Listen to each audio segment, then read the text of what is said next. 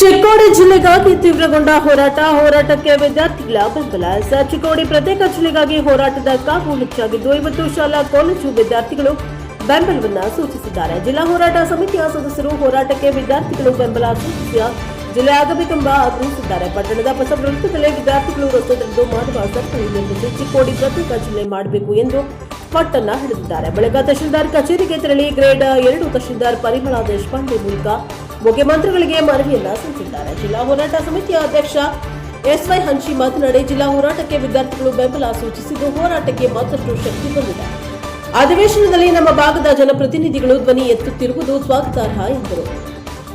ಬಳಿಕ ಜಿಲ್ಲಾ ಹೋರಾಟ ಸಮಿತಿಯ ಹಿರಿಯ ಸದಸ್ಯ ರುದ್ರಪ್ಪ ಸಂಗುಪ್ಪಗೋಳ್ ಮಾತನಾಡಿ, ನಮ್ಮ ಹೋರಾಟಕ್ಕೆ ಜನಪ್ರತಿನಿಧಿಗಳು ಧ್ವನಿಗೂಡಿಸ್ತಾ ಇದ್ದಾರೆ. ಚಿಕ್ಕೋಡಿ ಪ್ರತ್ಯೇಕ ಜಿಲ್ಲೆ ಆಗುತ್ತೆ ಎಂಬ ಆಶಾಭಾವನೆ ಮೂಡಿದೆ ಎಂದರು.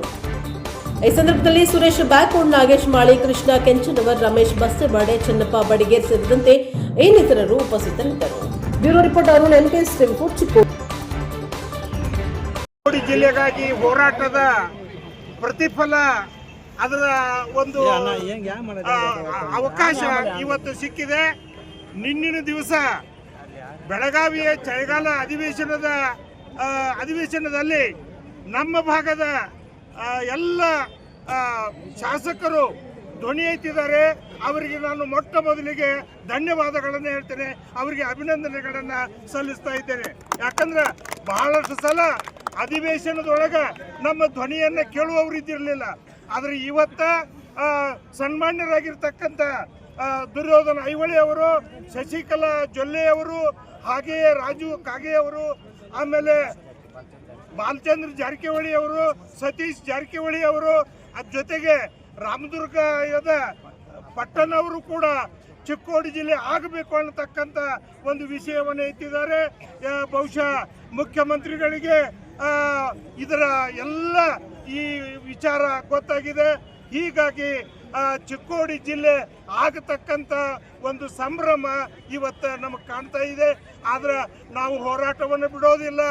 ಬಹುಶಃ ಅಲ್ಲಿವರೆಗೆ ನಮಗೆ ಎಲ್ಲಿವರೆಗೆ ಸಹಿಯಾಗಿ ಇದನ್ನು ಘೋಷಣೆ ಆಗ್ತಾ ಇದೆಯೋ ಅಲ್ಲಿವರೆಗೆ ನಿರಂತರವಾದಂಥ ಹೋರಾಟವನ್ನು ನಾವು ಮುಂದುವರಿಸ್ತೇವೆ ಅಂತ ತಿಳ್ಕೊಂಡು ತಮ್ಮ ಮುಖಾಂತರ ಸರ್ಕಾರಕ್ಕೆ ಮತ್ತು ಮಾನ್ಯ ಮುಖ್ಯಮಂತ್ರಿಗಳಿಗೆ ತಿಳಿಸಲು ಬಯಸುತ್ತೇವೆ. ಸುಮಾರು 40 ವರ್ಷಗಳ ಈ ಚಿಕ್ಕೋಡಿ ಜಿಲ್ಲಾ ಹೋರಾಟಕ್ಕೆ ಏನೋ ಇವತ್ತು ಈ ಸೆಷನ್ದೊಳಗೆ ಒಂದು ಅಂತಿಮವಾಗಿ ಜಿಲ್ಲಾ ಘೋಷಣೆ ಆಗುವಂಥ ವಿಚಾರಗಳ ಕಂಡು ಬರ್ತಾ ಇದ್ದಾವೆ.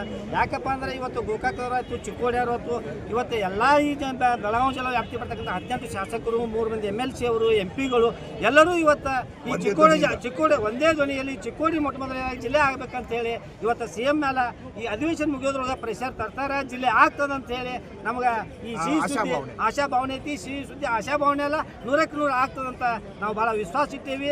ಮತ್ತು ನಾವು ಎಲ್ಲಿವರೆಗೂ ಚಿಕ್ಕೋಡಿ ಜಿಲ್ಲೆ ಅನೌನ್ಸ್ ಆಗೋದಿಲ್ಲ, ಗೆಜೆಟ್ ಆಗ್ಬೋದು, ಅಲ್ಲಿ ತನಕ ನಮ್ಮ ಹೋರಾಟ ನಾವು ಮುಂದುವರ್ಸ್ಕೊಂಡು ಹೋಗ್ತೀವಿ. ಮಾಧ್ಯಮದ ಮಿತ್ರರು ಏನೀಗ ತಾವೆಲ್ಲ ವಿಸ್ತಾರ ಮಾಡ್ತಾ ಇದ್ದೀರಿಲ್ಲ, ಇದಕ್ಕೂ ಕೂಡ ತಮ್ಮ ಏನು ಸಹಮತಿ ಐತಿ ಮತ್ತು ತಮ್ಮಿಂದಾಗಿ ಕೂಡ ಸರ್ಕಾರಕ್ಕೆ ಇದು ಮುಟ್ತಾ ಇದೆ ಅನ್ನೋದನ್ನ, ಅದಕ್ಕಾಗಿ ತಮ್ಮನ್ನು ನಾನು ಅಭಿನಂದಿಸುತ್ತೇನೆ. ಚಿಕ್ಕೋಡಿ ಜಿಲ್ಲೆ ಹೋರಾಟ